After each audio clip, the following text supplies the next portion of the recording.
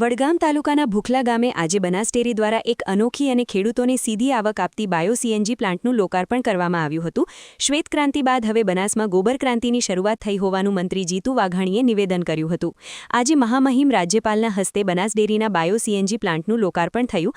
કાર્યક્રમમાં વિધાનસભા અધ્યક્ષ શંકર ચૌધરી, મંત્રી જીતુ વાઘાણી તેમજ બનાસ ડેરી અને સુઝુકીના અધિકારીઓ અને પદાધિકારીઓ ઉપસ્થિત રહ્યા હતા। આ પ્રોજેક્ટ અંતર્ગત રોજના 1 લાખ કિલો એટલે કે 100 મેટ્રિક ટન ગોબર ખેડૂતો પાસેથી ખરીદવામાં આવશે। ગોબરના પ્યુરિફિકેશન બાદ બાયો સીએનજી તૈયાર થશે, જેના થકી હવે ગોબરથી પણ ગાડીઓ દોડશે। આ વ્યવસ્થા દ્વારા ખેડૂતોને દૂધ સિવાય ગોબર અને ગૌમૂત્રમાંથી પણ વધારાની આવક મળશે। બનાસના ખેડૂતોએ નવી ક્રાંતિ કરી છે। હવે માત્ર દૂધ નહીં, ગોબર અને ગૌમૂત્રમાંથી પણ આવક મળશે। ધરતીને ફળદ્રુપ રાખવા માટે આ એક મહત્વપૂર્ણ અભિયાન છે। બાઇટ શંકર ચૌધરી, અધ્યક્ષ, વિધાનસભા, ગુજરાત। દામામાં પહેલો સીએનજી પ્લાન્ટ સ્થાપિત કર્યા બાદ હવે 3 નવા પ્લાન્ટ કાર્યરત છે। ભૂખલા ખાતે બનનાર આ બાયોગેસ પ્લાન્ટ 100 મેટ્રિક ટન ક્ષમતા ધરાવશે, જેનાથી ખેડૂતોને સીધો લાભ મળશે। શ્વેત ક્રાંતિ પછી હવે ગોબર ક્રાંતિની શરૂઆત થઈ છે। આ પ્રોજેક્ટમાં સાયન્સ, આત્મનિર્ભર ભારત અને સ્વદેશી વિચારધારાનો સમન્વય જોવા મળે છે। ખેડૂતોનું ઉત્પાદન અને આવક વધે એ હેતુ છે। બનાસ ડેરી અને સુઝુકીના સહયોગથી સાકાર થયેલ આ બાયો સીએનજી પ્રોજેક્ટ બનાસના ખેડૂતો માટે નવી આવકનો રસ્તો ખોલશે, સાથે પર્યાવરણ સંરક્ષણ અને ટકાઉ વિકાસમાં પણ મહત્વપૂર્ણ ભૂમિકા ભજવશે। બાઇટ જીતુ વાઘાણી, મંત્રી, ગુજરાત સરકાર। Byte Kenichiro Toyofuku, Suzuki. Waste નહીં, વેલ્થ છે। આ વાત દેશના પ્રધાનમંત્રી મોદી સાહેબે કેટલાક વર્ષો પહેલાં બનાસને કહેલી। બનાસે સૌ પ્રથમ દામામાં એક સીએનજી માટેનો પ્લાન્ટ નાખ્યો, ગોબર ગેસ પ્લાન્ટ, અને એ પછી હવે 3 નવા પ્લાન્ટ એ અત્યારે કાર્યરત થઈ રહ્યા છે। આજે વડગામના ભૂખલા ગામે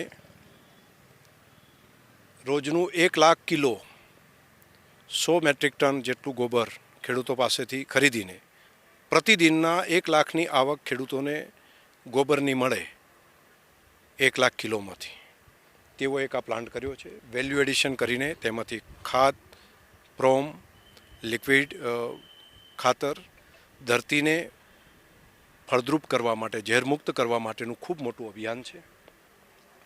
સાથે સાથે સીએનજીને પ્યુરિફિકેશન કરીને બાયો સીએનજી કરી અને અહીંથી જ ગાય ભેંસના છાણના ગેસમાંથી ગાડીઓ ચાલતી થાય, તેની જે ક્રાંતિ બનાસે કરી છે, તેનો એક આ નવો પ્લાન્ટ આજે મહામહિમ ગવર્નર સાહેબના હાથે લોકાર્પણ છે।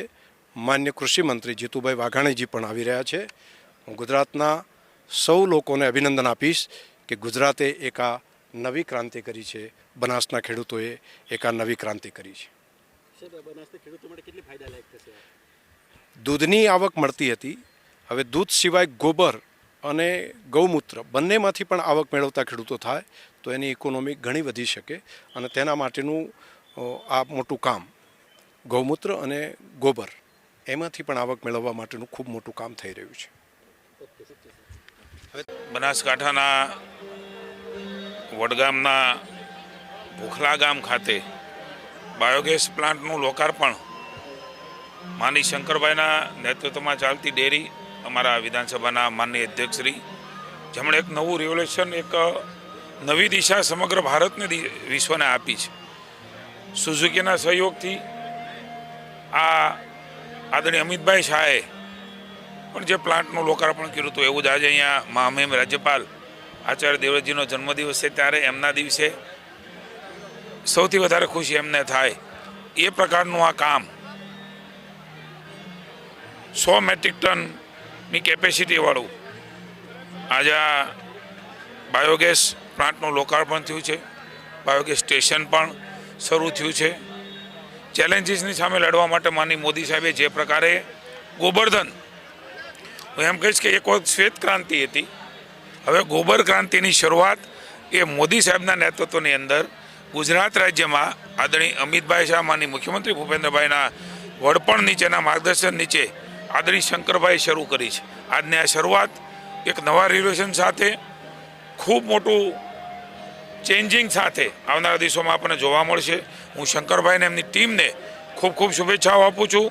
સાયન્સ, આત્મનિર્ભર ભારત અને સ્વદેશી, આ ત્રણેય વસ્તુ અહીંયા જોવા મળે છે। સાયન્સથી છૂટું થઈને પાછું આપણું સ્વદેશી તરફ જઈને આપણું ખેતર, ખેડૂતનું ઉત્પાદન એ કેવી રીતે વધે એનું બગડેલા બટાટા, એમનું ગોબર 1 રૂપિયા કિલો ઘરેથી લઈ જવાનું, એમને ખર્ચ પણ ન થાય. આ પ્રકારનું એક ખેડૂતની આમદની વધે, મોદી સાહેબના નેતૃત્વમાં બમણી આમદની કરવાનો જે સંકલ્પ છે એમાં એક મોરપીંછ આદરણીય શંકરભાઈને બનાસ ડેરીએ ઉમેર્યું છે. એનું જે ખાતર બની રહ્યું છે, ખાતર જે ફોર્મમાં આપવાનું નક્કી કર્યું છે, મને એવું લાગે છે કે એક નવા જ દુનિયાની અંદર કરોડો ખરબો રૂપિયા આપણા રાસાયણિક ખાતરની અંદર રોકાવાના છે, આપણા જઈ રહ્યા છે. ત્યારે એને રોકવાનું કામ આપણા આ પ્રકારના પ્લાન્ટથી થશે અને ખેડૂત એ ખુશાલ થશે. પુનઃ એકવાર શ્વેત ક્રાંતિ હતી, હવે ગોબર ક્રાંતિ થકી ખેડૂતના ખેતરમાં ખુશાલી અને સમૃદ્ધિ આવશે. So, what was the program today and what are your views about it? I think that today the inauguration of second biogas plant in Banaskanta, and this plant is very important, especially for Suzuki, because we would like to achieve the carbon neutral in the automobile sector. Now we start launching the electric vehicle. So, however, biogas is much better than electric vehicle in India. So that's why we would like to promote the biogas plant in India, of course starting from Banaskanta. Then we'd like to spread this project in all over the India. So from this point of view, this today's inauguration is memorial and very important for us. The MOU is for how long? The agreement is for how much long duration? 15 years of duration. Yes, I think the plant is generally working for 15 years. Of course, after 15 years, we will continue this production